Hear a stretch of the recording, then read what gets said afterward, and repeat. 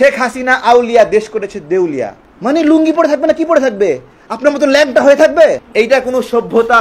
যে কোনো একটা দলের, রাজনৈতিক দলের কেন্দ্রীয় গ্রুপে কি কি হচ্ছে, ইলিয়াস দেশের বাইরে থেকে সেগুলো দেখবে? আপনারা ভিডিও করে খান, সাংবাদিকতা সবাই করে, সাংবাদিকতা আর আপনাদের কন্টেন্ট ক্রিয়েশন এক জিনিস না। এগুলোর মধ্যে ইলিয়াস পিনাকির ব্লগিং আলাদা। কি আলাদা? তারা কোনো ইস্যু না থাকলেও এমন একটা রঙিন করে থাম্বেল বানাবে। মানে দেখেন, অদ্ভুত একটা প্রশ্ন, সালাউদ্দিন সাহেব লুঙ্গি পরে কেন শিলংয়ে? মানে বাপ রে বাপ, কঠিন প্রশ্ন করছে পিনাকি দাদা। মানে লুঙ্গি পরে থাকবে না, কি পরে থাকবে? আপনার মতো ল্যাংটা হয়ে থাকবে? নিজেকে জিজ্ঞাসা করছেন, আর একজনের লুঙ্গি খুঁজতেছেন।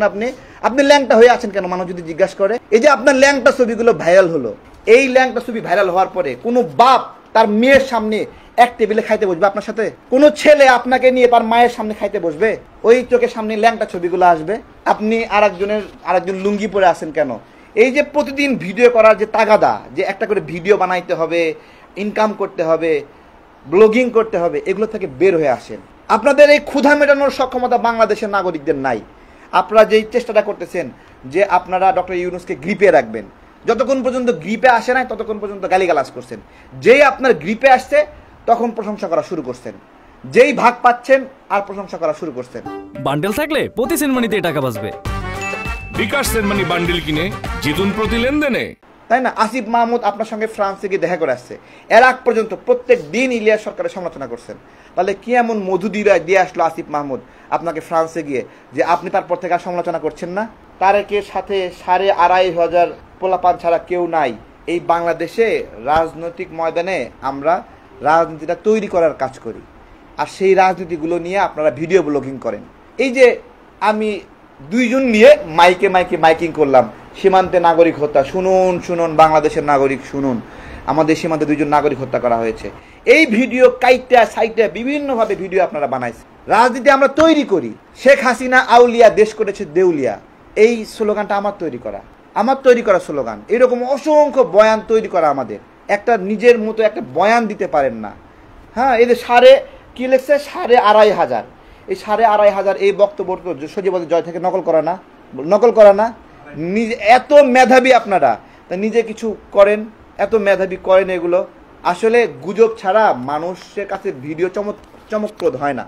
যেটা প্রচলিত সবাই ঘটে সেটা তো সবাই জানেই, ওটা ভাইরাল হয় না। এখন গুজব ভাইরাল হয়। এই জন্য এই যে নোংরা কাজগুলো করছেন, আপনাদের দেশের জন্য অবদান আছে, এটা মানছি। এই গণঅভ্যুত্থানের মধ্যে বিভিন্ন সময় দেশের পক্ষে কাজ করেছেন, কিন্তু এটা ভাই কেমন কাজ?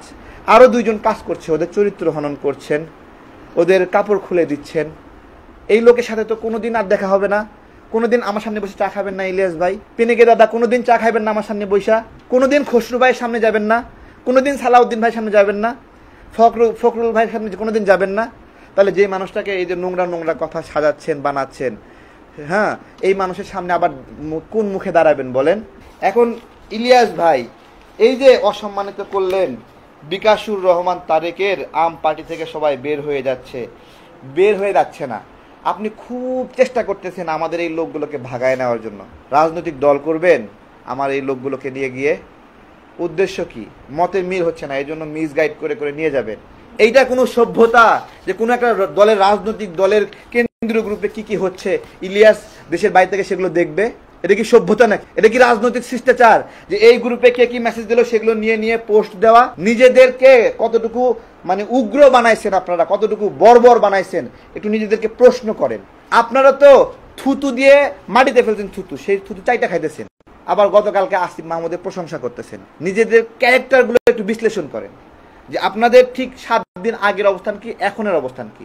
7 দিন আগেও তারেক রহমান সহ বিএনপি সবাইকে ধুয়ে দিলেন, আবার 2 দিন আগে কি করলেন? বিএনপির পক্ষে এক দলা বক্তব্য দিলেন। কেন বক্তব্য ঘুরছে? কেন স্ট্যান্ডার্ড এক জায়গায় থাকছে না? কেন বাজারে কাটতে পারছেন না? এই তো এগুলো বাদ দেন আপনারা বিনয়ের সাথে। বাংলাদেশের নাগরিকদেরকে বলবো, মাঠের পরিস্থিতি সবকিছু মিলে বিবেচনা করেন। আপনারা সবকিছু বিবেচনা করেন, ভাবেন, বিবেচনা করেন। একটা গণতান্ত্রিক বাংলাদেশ আমাদের সবার স্বপ্ন, সেই দিকে বাংলাদেশ ধাবিত হোক, এটা আমাদের প্রত্যাশা।